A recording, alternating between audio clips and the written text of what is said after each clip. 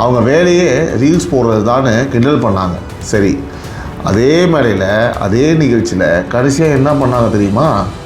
Reels எப்படி போடணும், எந்த ஆப்பில் எடிட் பண்ணணும், எந்த பாட்டு போட்டால் வைரலாகும் இளைஞர்களுக்கு ஒரு முழு பயிற்சி வகுப்பு நடத்தினாங்க. இதெல்லாம் அதாவது திருந்துற பைத்தியமா திருந்தாத பைத்தியமா?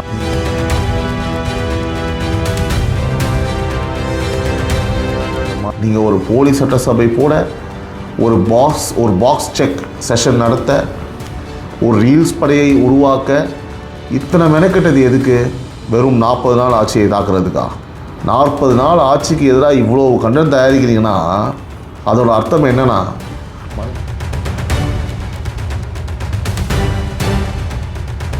மருமகன் சபரீசன் கட்சியோட முக்கிய நிர்வாகம், இது தகுதியால் வந்த இடமா இல்லை குடும்பத்தால் வந்த இடமா?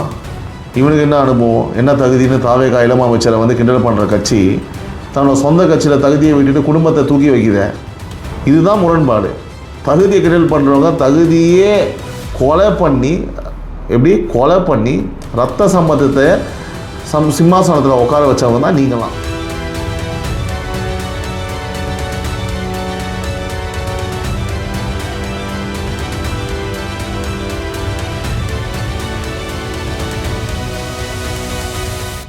ஒரு கட்சிக்கு மக்கள் மேலே நம்பிக்கை இருந்தால் அது தன்னோட சாதனையை பேசும். மக்கள் மேலே நம்பிக்கை போயிட்டா அது எதிராளியை கிண்டல் பண்ண ஆரம்பிக்கும். இன்றைக்கி திமுக என்ன பண்ணிச்சு தெரியுமா? அதாவது இன்னைக்கு கிடையாது, கண்டினியூஸாக பண்ணிகிட்டு இருக்காங்க. ஸ்பெசிஃபிக்காக இந்த ஜென்சி அப்படின்ற ஒரு விஷயம், அண்ணா அறிவாலயத்திலேயே அவங்களுடைய தலைமை அலுவலகத்தில் ஒரு ஜென்சி மீட்டப்னு சொல்லி ஒன்று நடத்தி அதில் ஒரு போலி செட்டப்பை அதில் ஒரு போலி சட்டசபை போட்டு தாவேகா இளம் அமைச்சர்களை இவங்கெல்லாம் கை குழந்தைங்க, செயலகத்துக்கு தொட்டில் கட்டிக்கணும், ரீல்ஸ் போடுறதை தவிர வேறு வேலை தெரியாதவங்கன்னு கிண்டல் பண்ணாங்க. சிரிக்க வைக்கிற மாதிரி ஒரு நிகழ்ச்சி. சரி, ஆனால் அந்த சிரிப்புக்கு பின்னாடி ஒரு உண்மை இருக்குது. அந்த உண்மை தான் இன்றைக்கி நம்ம உடைக்க போகிறோம். ஒரே ஒரு கேள்வி கேட்க போகிறோம். உங்கள் அனுபவசாலி அமைச்சர்கள் இத்தனை வருஷமாக என்ன பண்ணாங்க பாஸ்? அந்த கேள்விக்கு பதில் வந்தால் யார் நிஜமாக குழந்தைன்னு தெரிஞ்சிடும். உறவுகளால் நான், உறவுகளுக்காக நான், உங்கள் சிபி நவீன். அனைவருக்கும் இனிய மாலை வணக்கம். இது டைம்ஸ் ஆஃப் ரிப்பப்ளிக் நியூஸின் அரசியல் மேடை. சமீபத்தில் திமுக தன்னோட தலைமை அலுவலகமான அண்ணா அறிவாலயத்தில் ஒரு ஜென்சி டிஎம்கே மீட்டப் நடந்துச்சு. இளைஞர்களை பார்த்தீங்கன்னா கூட்டி ஒரு மேடை போட்டு அதில் 3 விஷயம் பண்ணாங்க. ஒன்று, ஒரு போலி சட்டசபை, அதோட பேர் சோபா பேரவை. சோபா கிடையாது, சோபா. அதில் சில பேர் தாவேகா அமைச்சர்கள் மாதிரி நடித்து பொட்டு மாமா விஜய் முதல்வர், மற்ற அமைச்சர்கள் எல்லாம் கேள்வி கேட்டால் பதில் சொல்லாமல் ரீல்ஸ் போடுறாங்க. காவேரி தண்ணி எப்போன்னு கேட்டால் தலைவரோட கடைக்கண் பார்வைப்பட்டால் மழை கொட்டும்னு பதில். அப்பா எங்கே இருக்காருன்னு எல்லா திட்டத்துலேயும் தேடுறாங்க. இப்படி ஒரே கேலி கூத்து. 2, பாக்ஸ் செக் அப்படிங்கிற ஒரு செஷன். அதில் தாவேகா திமுகவோட பழைய திட்டங்கள் மேலே ஸ்டிக்கர் ஒட்டி தங்களோட தான் காட்டுது அப்படின்னு ஒரு குற்றச்சாட்டு. 3, ரீல்ஸ் எப்படி போடணும்னு ஒரு கண்டென்ட் கிரியேஷன் பயிற்சி. இதோட நடுவில் தாவேகாவோட இளம் அமைச்சர்கள் கை குழந்தைங்க, இவங்களுக்கு பல்லு முளைக்கலை, ரீல்ஸ் போடுறத தவிர வேறு வேலை தெரியாது கிண்டல். எங்கள் தலைவர் ஸ்டாலின் மிசா சட்டத்தில் ஜெயிலுக்கு போனவர், ரீல்ஸ் தலைவன் இல்லை ரியல் தலைவனு பெருமை. விஜய் கேக் வெட்டினார், கரூரில் 41 பேர் செத்தப்போ ஓடிட்டாரு அப்படின்னு தாக்குதல். சரி, கிண்டல் பண்ணுங்க, அதில் எனக்கு ஆட்சேபனை இல்லை. அரசியலில் கிண்டல் நகைச்சுவை எல்லாம் சகஜம்தான். ஏன்னா நாங்கள் அப்புறம் தாவேகா சேர்ந்தவங்களோ இல்லை மற்றவங்களோ உங்களை பண்ணாத கிண்டலாம், அதுக்கெலாம் நீங்கள் இருக்கிறதே ஒரு பெரிய விஷயம். ஆனால் இந்த முழு நிகழ்ச்சிக்கும் பின்னாடி ஒரு கதை இருக்குது. அந்த கதையை தான் இன்றைக்கி நாங்கள் உடைக்க போகிறோம். ஏன்னா இந்த கை குழந்தை கேலி கூத்து கிண்டல் இல்லை, அது ஒரு கன்ஃபெஷன், ஒரு ஒப்புதல். யோசிங்க உறவுகளே, ஒரு கட்சி எதிராளியை எப்போ கிண்டல் பண்ணோம்? கையில் ஆதாரம் இருந்தால் கிண்டல் பண்ணாது, ஆதாரத்தை வைப்பாங்க. கரெக்டாக கொள்கை இருந்தால் கிண்டல் பண்ணாது, கொள்கையை பேசுவாங்க. சாதனை இருந்தால் கிண்டல் பண்ணாது, சாதனையை சொல்லுவாங்க. கையில் ஒன்றுமே இல்லாதப்போ தான் வயசை கிண்டல் பண்ணுறாங்க.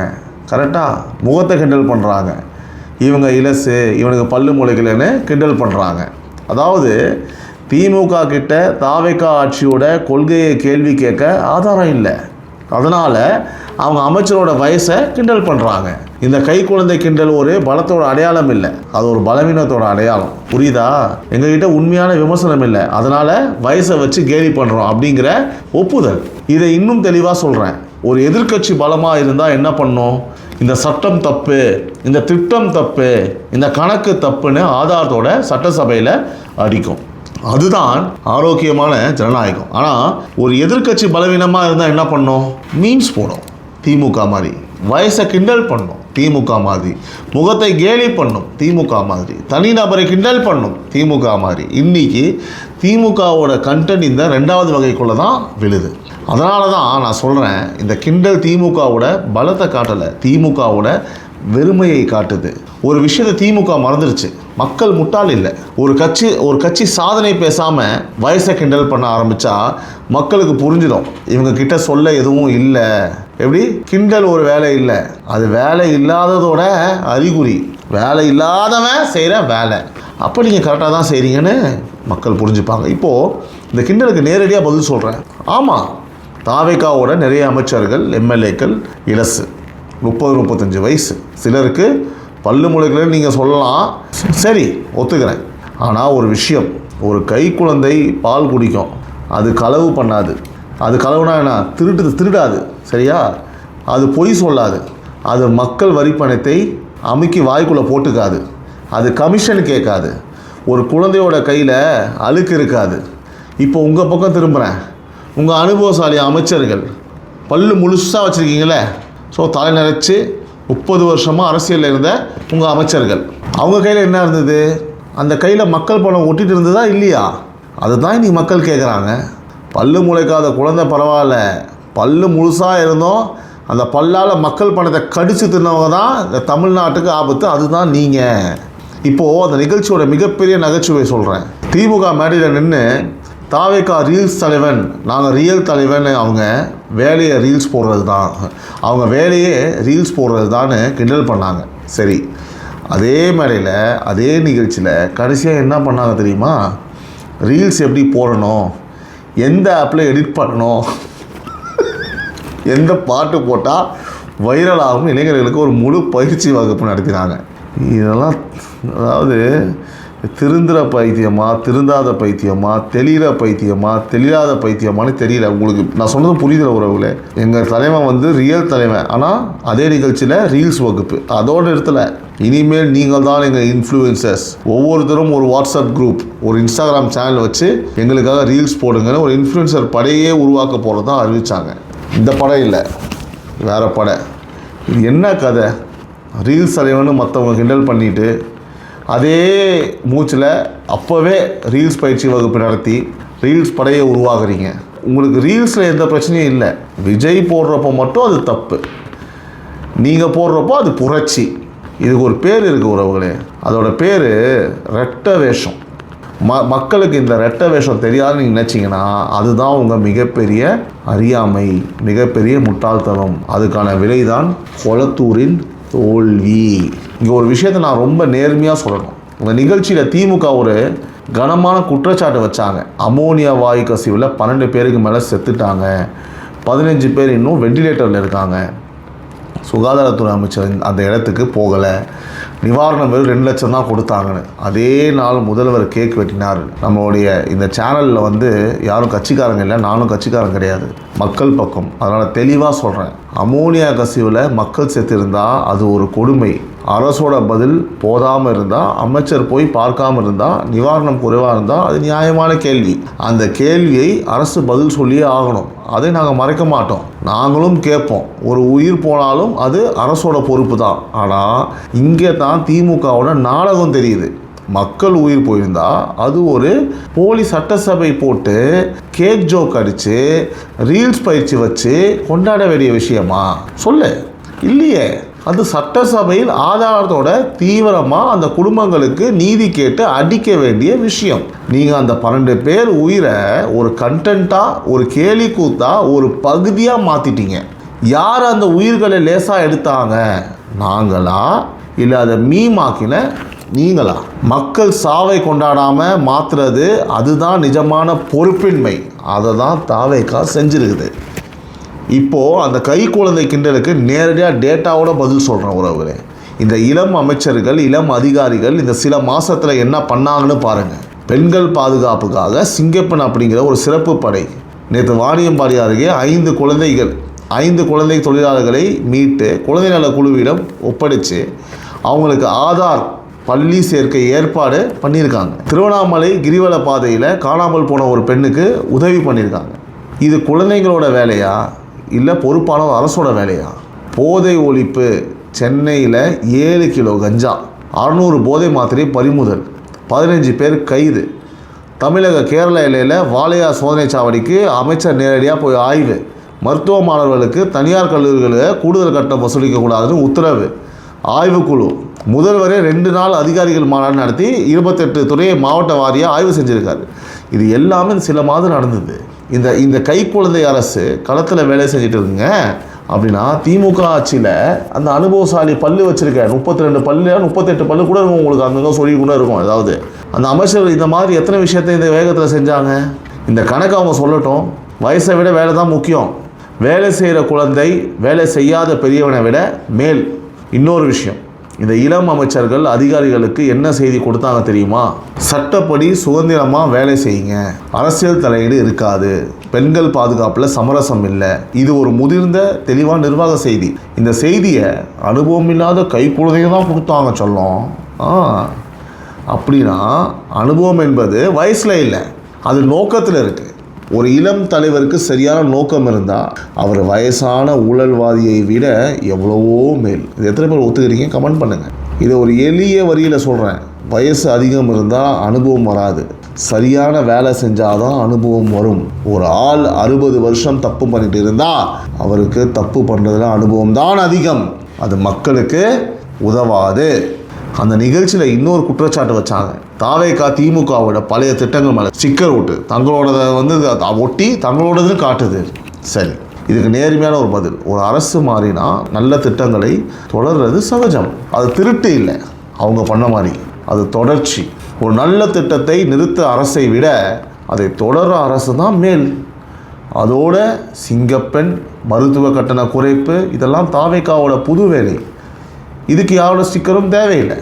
ஆனால் இங்கே எனக்கு ஒரு கேள்வி இருக்குது. நீங்கள் ஒரு போலி சட்டசபை போட, ஒரு பாக்ஸ் செக் செஷன் நடத்த, ஒரு ரீல்ஸ் படையை உருவாக்க இத்தனை மெனக்கெட்டது எதுக்கு? வெறும் 40 நாள் ஆட்சியை தாக்குறதுக்கா?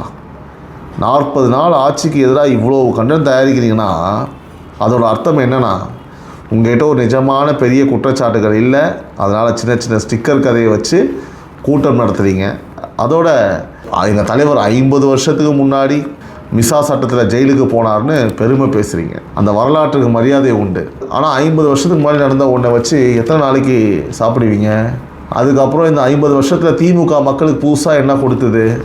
வாரிசு அரசியல், ஊழல் வழக்குகள், மக்களுக்கு வலி வேதனை, தமிழ்நாடு முழுக்க போதை பழக்கம், தெரு போதை பழக்கம், எவ்வளோ பெண்கள் மீதான குற்றங்கள் எவ்வளோ இன்க்ரீஸ் ஆச்சு, போக்சோ வழக்குகள் எவ்வளோ இன்க்ரீஸ் ஆச்சு, 2 மடங்கு கடன், 10 லட்சம் கோடி கடன் சுமையை அதிகரிச்சிங்க எல்லார் தலையிலையும். இதை தவிர வேறு என்ன கொடுத்தீங்க? பழைய பெருமையை வச்சு நிகழ்காலத்தோட தோல்வியை மறைக்க முடியாது. இதெல்லாம் உண்மை. திமுக சொல்கிற இந்த அனுபவம் அப்படிங்கிற வார்த்தையை கொஞ்சம் ஆராய்வோம். எதில் அனுபவம்? ஆட்சி நடத்துறதுல அனுபவமா, இல்லை வேறு எதிலையாவது அனுபவமா? ஒரு உதாரணம் சொல்கிறேன். முன்னாள் திமுக அமைச்சர் சிவசங்கர் அரசு வேலை வாங்கி தருவதா கிட்டத்தட்ட 23 லட்சம் ரூபாய் மோசடி செஞ்ச வழக்கில் அவருக்கு இப்போது மத்திய குற்றப்பிரிவு போலீஸ் சம்மன் அனுப்பியிருக்கு. அவரோட உதவியாளர் கைதாகி இருக்கிறாப்புல. ஆனால் இது ஒரு அனுபவசாலி அமைச்சரோட பேரில் வந்த குற்றச்சாட்டு. அதை புரிஞ்சுக்கணும். நீங்கள் சொல்கிற அந்த அனுபவசாலி வயசான அனுபவமான அமைச்சர், முன்னாள் அமைச்சர். அப்படின்னா மக்களுக்கு எது வேணும்? வயசான மக்கள் படத்தை வச்சு சுரண்டி கையேந்தி பிச்சை அப்படின்னு சொல்லுவாங்க, அதுக்கு பேர்.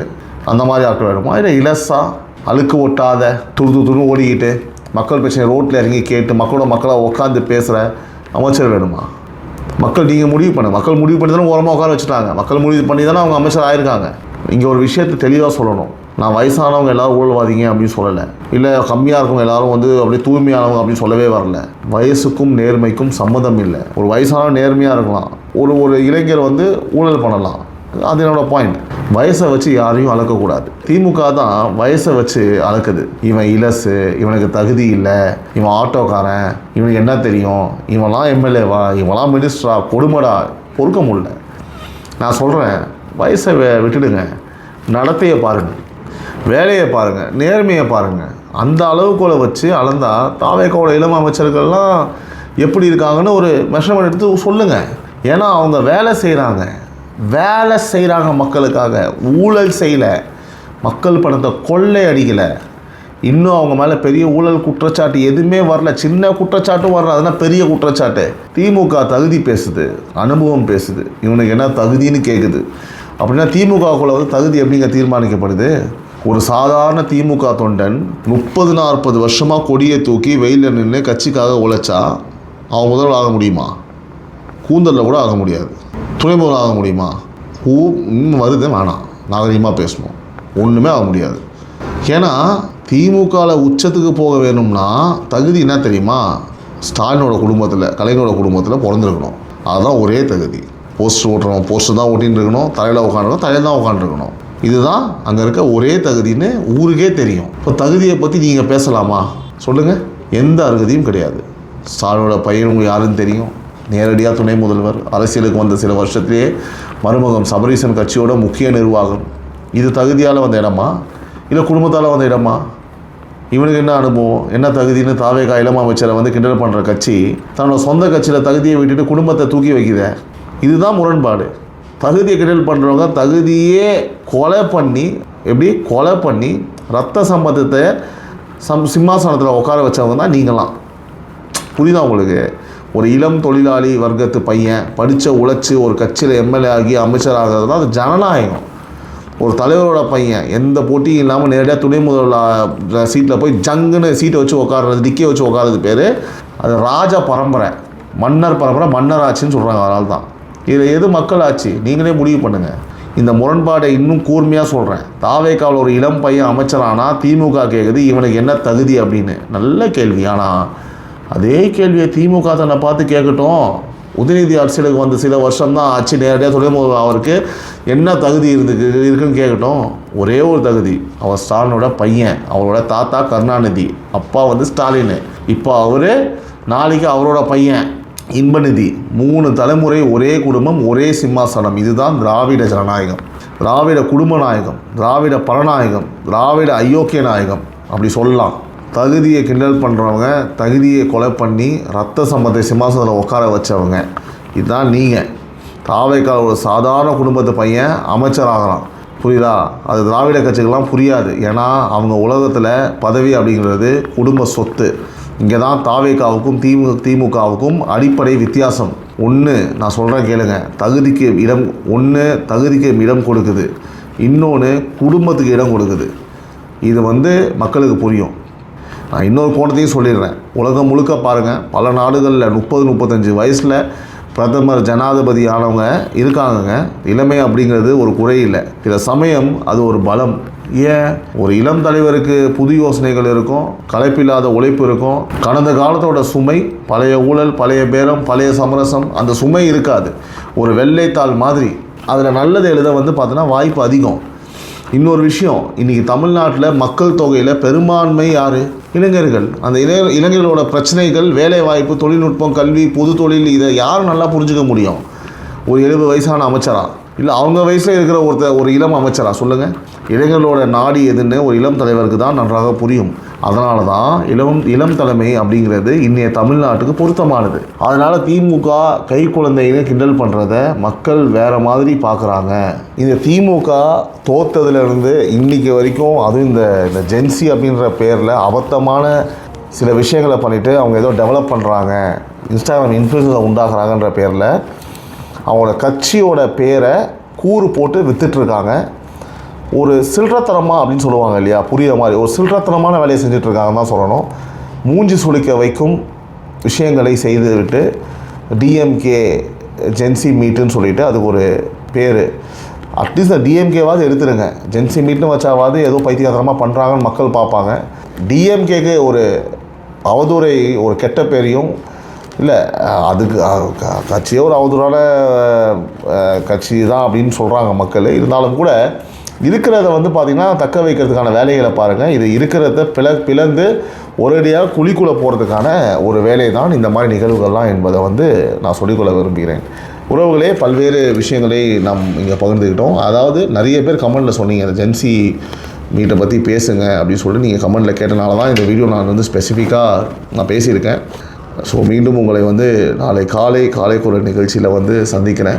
வீடியோ முழுமையாக பார்த்த உறவுகளுக்கு என்னோட மனமார்ந்த நன்றிகள். உறவுகளே, அதே மாதிரி உறவுகளின் குரல் நிகழ்ச்சி உங்கள் எல்லாருக்கும் தெரியும், எவ்ரி சண்டே நம்ம போஸ்ட் பண்ணிட்டு இருக்கோம். இப்போ நம்பர் காமிக்க சொல்கிறேன். Number WhatsApp number. உங்களுடைய கருத்துக்களை, உங்களுடைய விஷயங்களை வந்து வாய்ஸ் நோட்டாக 1 நிமிஷம் இல்லை 2 நிமிஷத்துக்குள்ளே வாய்ஸ் நோட்டாக அனுப்புங்க. ஆக்கப்பூர்வமான விஷயங்களை அனுப்புங்க. உங்களுடைய குரல் நம்மளோட சேனலில் வந்து ஒலிக்க வேண்டும், அதுதான் என்னுடைய ஆசை. உங்களுக்கான ஷோ, அது உங்களுக்கான ஷோ மட்டும்தான். ஸோ நிறைய பேர் எனக்கு அனுப்பிச்சிட்ருக்கீங்க, செக் பண்ணிகிட்ருக்கேன், பார்த்துட்ருக்கேன். அதை அனுப்புன எல்லாருக்கும் என்னுடைய நன்றிகள். உறவுகளால் நான், உறவுகளுக்காக நான், உங்கள் சிபி நவீன். இது டைம்ஸ் ஆஃப் ரிபப்ளிக் நியூஸின் அரசியல் மேடை. Love you all, take care, bye.